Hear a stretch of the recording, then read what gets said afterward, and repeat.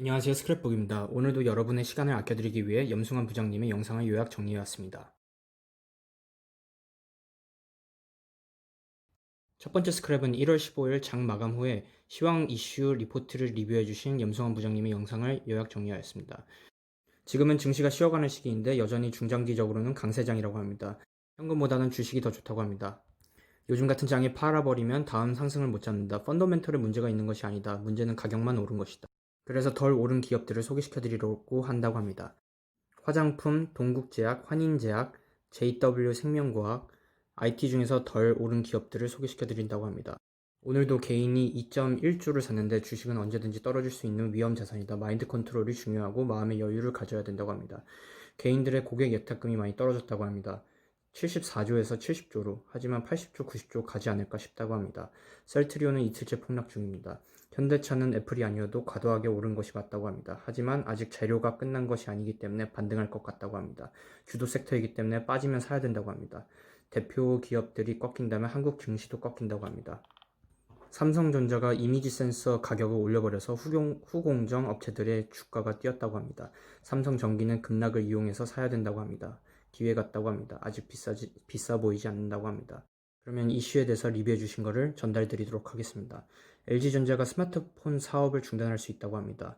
26일 날 발표하게 되는데 계속 적자인 사업부이기 때문에 투자자들은 반기지 않을까 싶다고 합니다.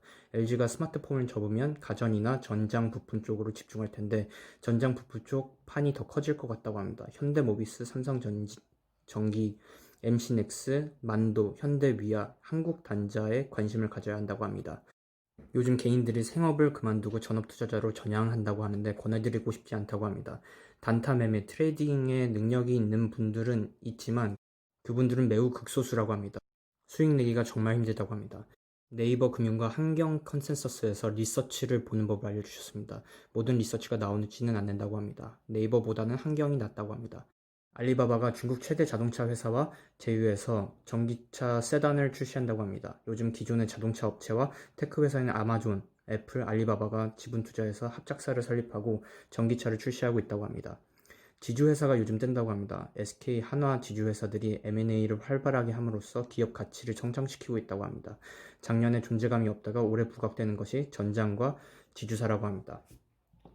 파월 의장의 발언인데 지금은 출구 전략을 논할 때가 아니라고 합니다. 금리 인상은 한참 멀었다. 테이퍼링이라고 자산 매입을 줄이는 것도 아직 훨씬 남았다고 합니다. 일회성 인플레이션이 생길 수 있지만 일회성이 지속적 인플레이션으로 연결되진 않을 것이라고 합니다. 고용이 중요하다고 합니다. 그러면 증시는 왜 이러냐? 바이든이 개인당 1,400달러를 살포한다고 합니다. 부양책으로 시중금리가 오르고 있다고 합니다.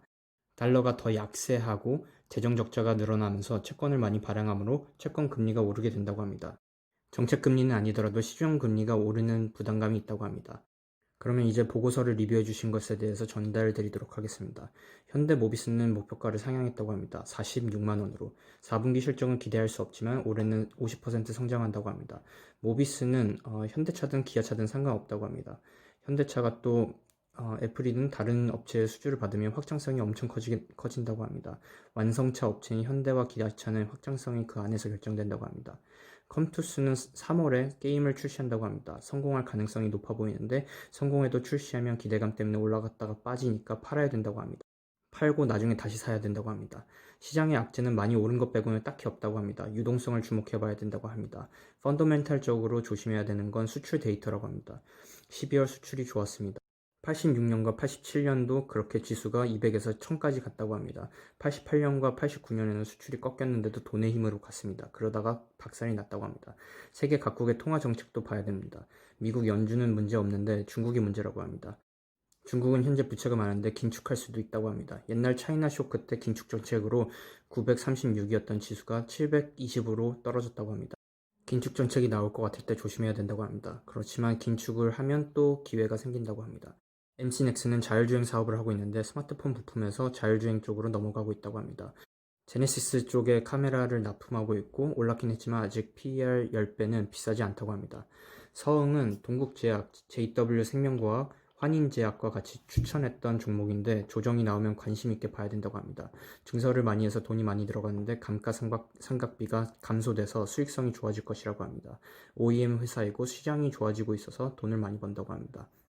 올해 D램 가격의 전망이 나왔는데 연간 기준 서버 D램 가격 전망치가 30%에서 40% 상승할 것으로 본다고 합니다.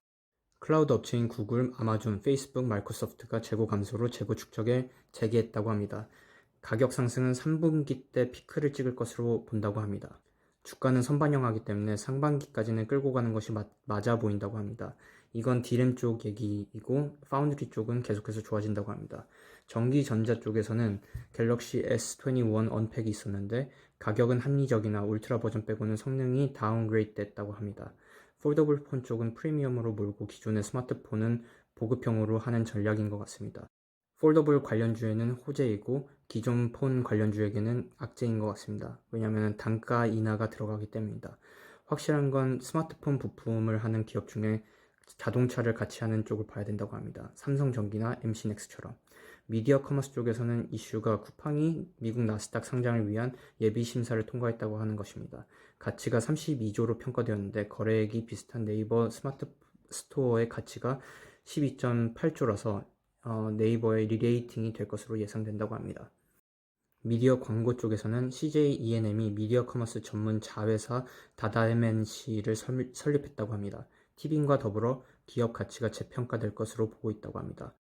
동박사업이라고 2차전지 응급제에 들어가는 얇은 막인데 수출이 역대 최대치를 찍었다고 합니다. 일진 머티리얼스, SKC, 솔루스, 첨단 소재, 고려 아연이 수혜를 볼 것 같다고 합니다. SKC는 화학, 2차전지, 바이오 플라스틱 모두 다 잘하는 기업이라고 합니다. 화학 소재 분야에서 성장 중이고 증설도 하였고 목표가인 13만원은 충분히 가능하다고 본다고 합니다. 엔터주들이 못 가고 있는데 JYP에서 신인그룹 둘이 올해 나온다고 합니다.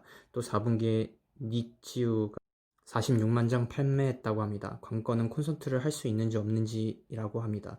좋은 기업인데 사람들의 관심이 없을 때 사야 된다고 합니다. 그래야 편하게 수익을 창출할 수 있다고 합니다. 그 외에 다른 기업들은 원익 QNC, DNF를 추천해 주셨습니다. 더 자세한 설명은 아래 링크를 따라가 주시기 바랍니다. 오늘 하루도 감사드립니다.